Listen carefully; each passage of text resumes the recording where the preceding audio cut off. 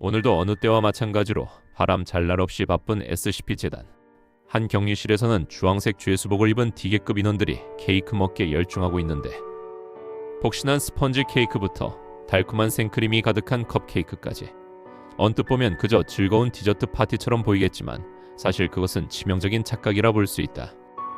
이 케이크는 사실 인류의 생존을 걸고 버리는 세상에서 가장 기괴하고 처절한 식사 그 자체다. 재단은 이 달콤한 것들을 케테르 등급으로 분류하고 24시간 내내 감시한다. SCP-871은 총 237개의 다양한 케이크 더미를 말하는데, 사람이 이 케이크를 남김없이 다 먹어치우면 약 24시간 뒤에 그 자리에 똑같은 케이크가 다시 나타난다. 일종의 무한 리필인 셈이다. 근데 중요한 건 이 케이크를 섭취하지 않아도 24시간 뒤에 그 자리에 똑같은 케이크가 다시 나타난다는 점이다. 사람이 직접 섭취해야 하는데, 만약 짐승이 섭취하거나 혹은 불로 태워 없애려는 경우 그 즉시 그 자리에 새 케이크가 나타난다. 이러한 특징 덕분에 재단에서는 케이크 한 개당 3명의 죄수가 들어가서 섭취하는 방식으로 SCP-871의 개체수를 조절하고 있는데, 만약 케이크를 전체 용량 중 10% 이상 남기게 된다면 24시간 뒤에 먹지 못한 남은 케이크가 재생함과 동시에 새 케이크가 다시 나타나게 된다. 이러한 이유로 재단에서는 케이크를 다 먹어치우는 것을 원칙으로 하며, 부득이한 사정의 경우는 케이크를 10% 미만까지 먹어치우는 것을 원칙으로 한다. 1개가 2개가 되고 2개가 4개가 되는 기하급수적인 증시. 수학적으로 계산해보면 딱 케이크 하나만 방치해도 고작 80일 안에 지구 전체가 케이크 더미에 파묻혀서 생물들이 살 수 없는 땅이 되어버린다. 바다는 생크림으로 가득 차고 인류는 모두 달콤한 케이크 아래 깔려서 질식해 죽는 시나리오. 이것이 바로 재단이 이 케이크들을 극도로 경계하는 이유다. 재단은 이러한 대참사를 막기 위해 237개의 전용 격리실을 운영한다. 각 방은 콘크리트로 꽉 막혀 있고 바닥엔 고정된 식탁과 금속 접시가 놓여 있다. 케이크가 나타나는 순간 무장경비들이 총을 들고 지켜보는 가운데 D계급 3명이 투입된다. 거대한 바움쿠엔부터 작은 컵케이크까지 자신들의 할당량을 싹 비워야 한다. 만약 못 먹겠다고 버티거나 게으름을 피운다면 재단은 바로 동기부여를 시작한다. 방법은 간단하다. 그 자리에서 본보기로 한 명을 사살하는 것이다. 그래야 남은 이들이 필사적으로 포크를 움직일 것이다. 하지만 더 골치 아픈 점은 이 케이크들이 매번 똑같은 모습으로 나타나지 않는다는 것이다. 약 5%의 확률로 아예 다른 종류로 변해서 나타난다. 어제는 한입거리 컵케이크였는데 오늘은 갑자기 22kg짜리 거대 바움쿠엔이 튀어나올 수 있다는 소리다. D계급 인원들에게 케이크는 행복이 아니라 내일 또 마주해야 할 끔찍한 생존 숙제일 뿐이다. 지금 이 순간에도 격리실 문은 닫히시고 누군가는 눈물 콧물 짜면서 입안에 케이크를 쑤셔넣고 있을 것이다.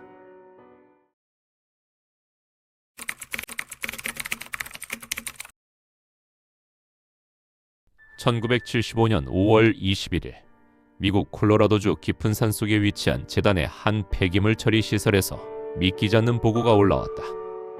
비변칙적인 쓰레기를 수거하던 시동 수거로 내부에서 정체불명의 비명소리가 들려오기 시작한 것이었다.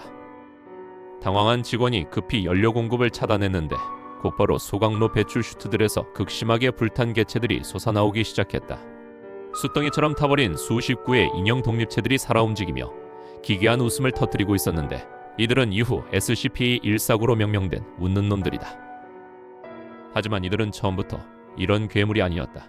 이들의 정체는 충격적이게도 재단이 실험에 쓰고 버린 D계급 인원들의 시체였다. 과거 재단은 시체로부터 행복한 기억만을 추출해내는 기술을 사용했다.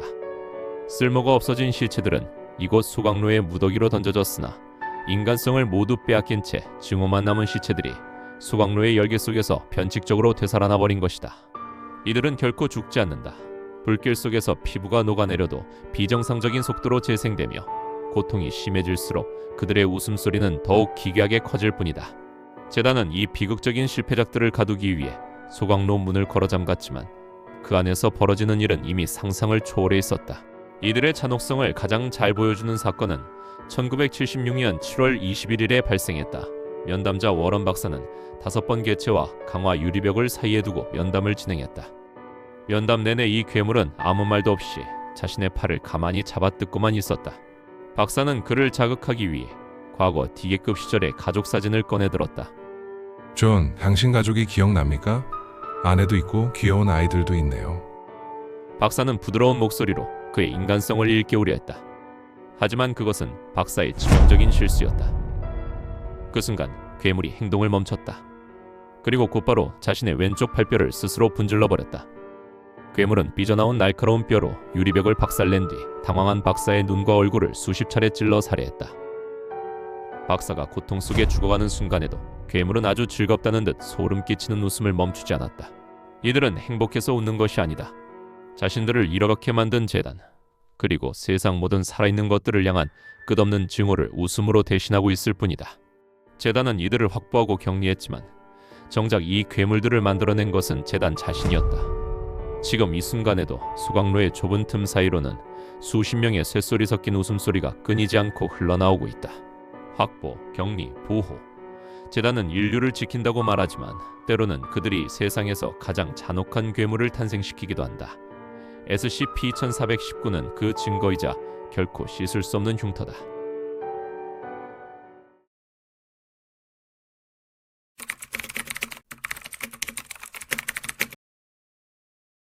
현대과학으로는 설명할 수 없는 상식을 벗어난 기괴한 존재나 초자연적인 현상을 확보, 격리, 보호하는 거대한 비밀 조직 SCP-재단. 재단에서는 확보 및 격리 조치한 개체들을 크게 3개의 등급으로 나눠서 분류하는데, 변칙적이지만 쉽고 안전하게 격리가 가능한 세이프 등급, 완전한 격리를 위해 더 많은 자원이 필요하거나 격리가 항상 견고한 것이 아닌 유클리드 등급, 지속적이거나 안정적인 격리를 유지하는 것이 몹시 어려운 것을 케테르 등급이라고 부른다. 그리고 이번에 재단 측에서 발견한 존재는 재단조차 완벽한 격리를 포기하고 도심 속에 방치할 수밖에 없던 케테르 등급의 개체 SCP-1155 통칭 포식성 거리 예술이었다.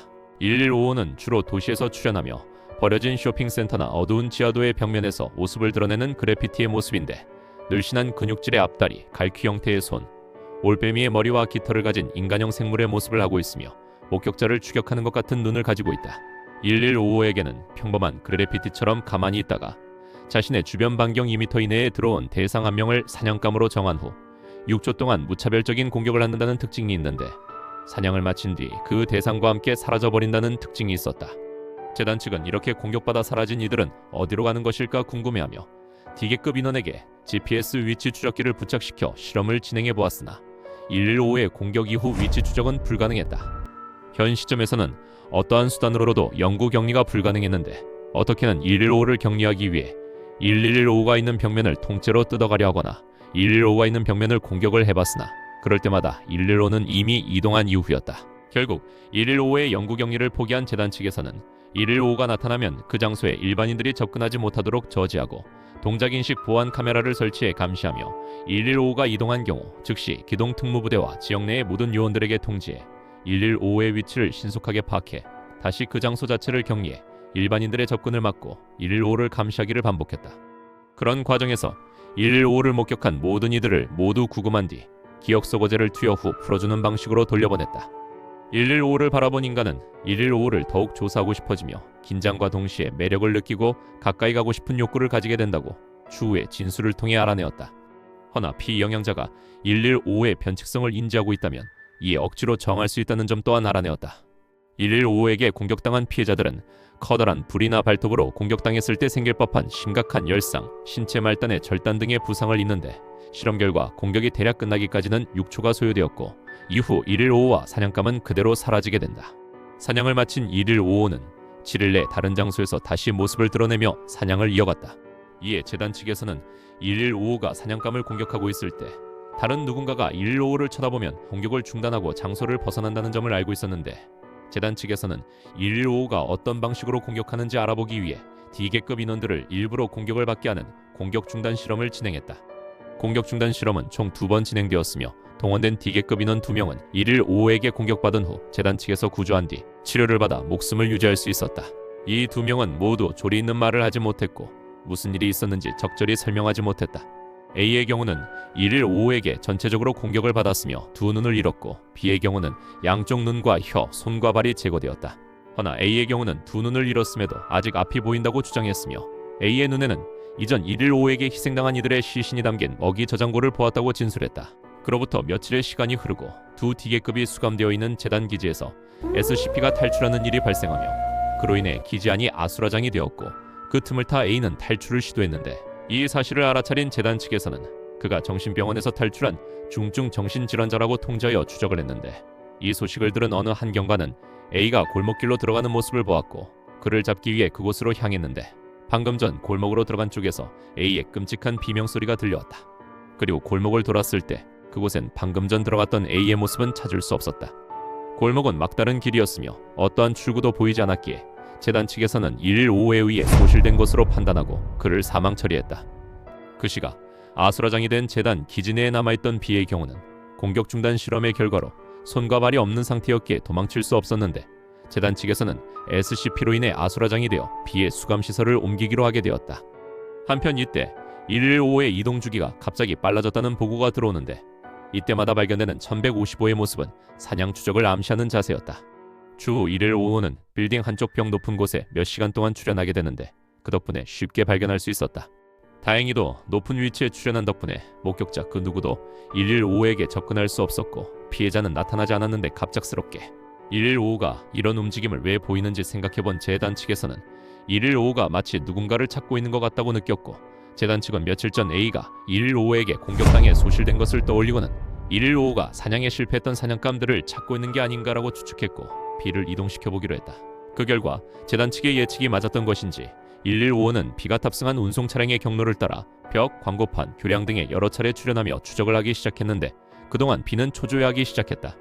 재단 측에서는 결국 B를 115에게 주기로 했고 도시 외곽의 외딴 장소로 B를 옮긴 뒤 115가 그려진 벽으로 다가가 그를 배치했다. 그 후 시선을 거두자 115와 함께 B는 그 자리에서 사라져버렸고 115는 만족한 듯 다시 이전과 같이 통제 가능한 이동 양상을 보였다.